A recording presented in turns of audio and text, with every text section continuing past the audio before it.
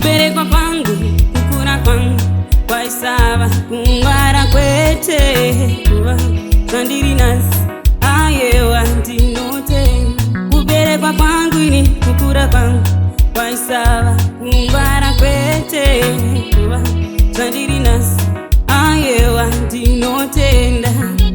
Asi pane shumba huru baba ayakandirwira pazvose, ivo Mwari ayewa ndinotenda.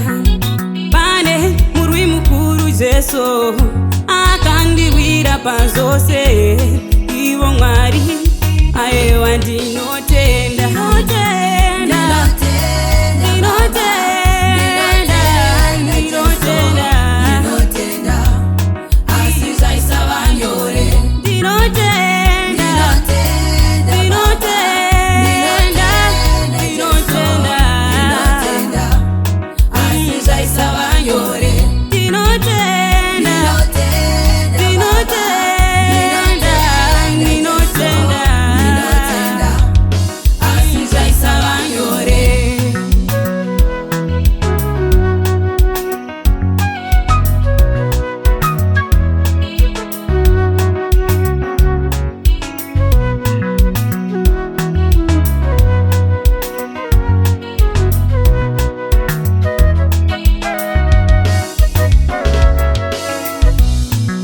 Nyika ine zviwere baba, nyika ine kuchema Ishe, nyika ine matambudzo.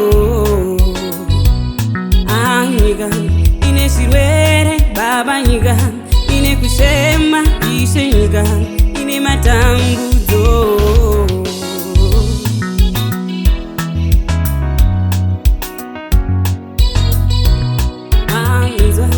Nzira yangu matombo pandinofamba baba, yeah. Asi zvaisava nyore.